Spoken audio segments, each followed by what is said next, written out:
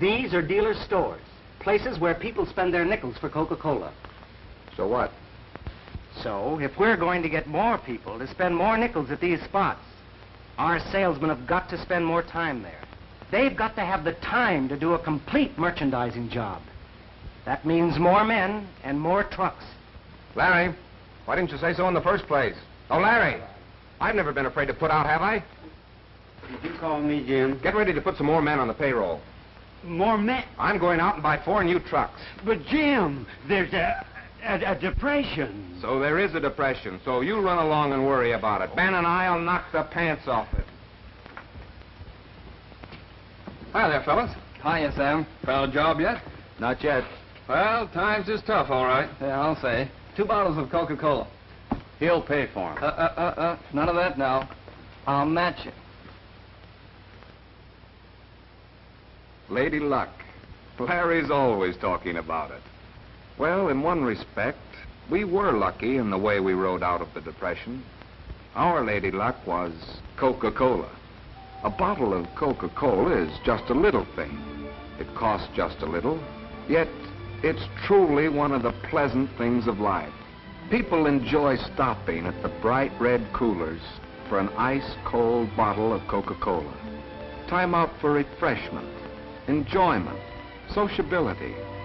The pause that refreshes, we say. And the price, 5 cents, puts it within the reach of everybody.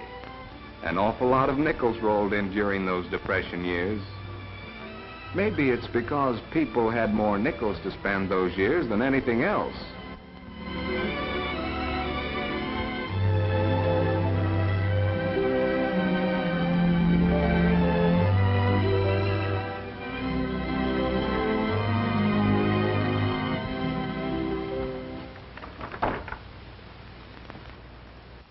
Morning, Sam. Hello there, Steve.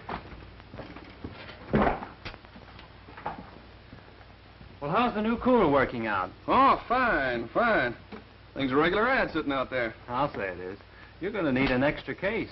Well, I don't know, Steve. Well, of course, I'll be back on Thursday, but we'd better play it safe. Okay, Steve. You're the doctor. Okay. So long, Sam. So long. Come back soon. You bet. Hey, how's your dad these days? Oh, all right, I guess. Only trouble is he won't stay retired. Still comes down to the store, does he? Yeah. In and out 2 or 3 times every day. It's awfully hard for him to learn to take it easy. Yeah. Especially after he's been in the old harness so many years. The future of Coca-Cola, the getting of more and more people to drink Coca-Cola, is in the dealer's hands. We sink or swim, slump or succeed by the way he feels about Coca-Cola, because he holds forth free spokesman at the places where people spend their nickels. We must thank our dealers, folks like Sam, for helping us through the Depression. And we must thank our salesmen, boys like Steve, who did a merchandising job out on the routes. Merchandising, that's a pretty highfalutin word. But in plain, everyday English, it means helping the dealers sell what you sell them. Helping the dealers. That's what Ben wanted to give the boys on the routes more time to do. It was giving the boys time to put out effort at the places where effort counts most that helped us lick the Depression.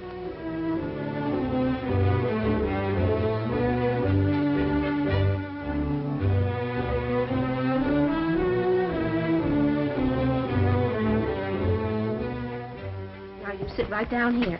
And don't you touch anything. All right, Mama.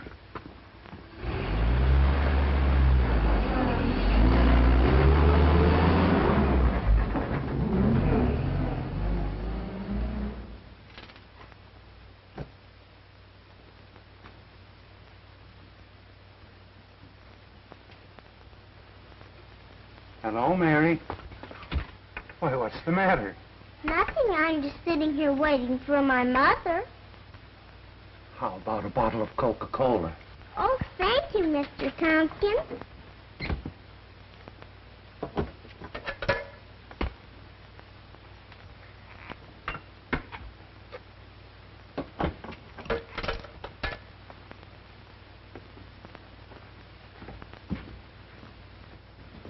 Hello, Dad. Well, I thought you'd retired, Mr. Tompkins. I'm trying to. It's pretty hard, you know. I've spent most of the years of my life in this store here. The real reason you can't retire is you don't think I can run the business. Of course I think you can run it. Why shouldn't I? Didn't I train you? Didn't I train you? You know, that's just the way I feel about my boys. I feel if they can go out on the routes and do a good job, well, it's because I showed them the ropes. Of course, I know this isn't true. Not literally. Ben Hawley is the sales side of my business. He handles the training. But I trained Ben. And I signed up for the films and records that have been so important a part of our training program. I remember the day our first meeting came. You don't expect the boys to sit around and look at a lot of pictures, do you? This program is more than just a lot of pictures, Larry. It's a training program. Why, if we expect the men to go out and do a better job on the routes, we've got to show them how to do a better job. We've got to help our salesmen to help our dealers. One trained man, one salesman, is worth more than 10 delivery men. And the answer to this depression is men, M-E-N. Is that what they told you in Atlanta? No, that isn't what they told me in Atlanta. Larry was mad at Atlanta all that year. You see, that year, the bottlers of Coca-Cola had a convention there. You know, with the banks closing and all, I wasn't so sure we'd have this convention. We'll lick this depression. Sure we will. Bank holiday or no bank holiday? What do you think of this new advertising campaign, Jim? No, it's something, I'll tell you. We're putting out more advertising than ever before. This year. Now. Now's the time to put out. The hill ahead looks steep. Looks like it'll be hard going to make the grade. But I'll tell you this. If we get a bigger motor, we'll climb that old hill in high. You've got to give to get. You've got to put out. Not just money, that's easy, especially when you've got it, but you've got to put out in time and effort and friendliness, too. Helpfulness. That's the way we'll lick this depression. Read all about the bank holiday proclamation. Extra. Get your late paper. Read all about it. Read all about the bank holiday. Dear, Extra. oh, dear, Get I your don't late know what the paper. world's Extra. coming to. Just a minute, folks. Oh, here's Mr. Peyton. When does the bank open? When do we get our money? I'm sorry. All I know is we got an order to close the bank. Why, I don't know any more than just what you can read in the papers.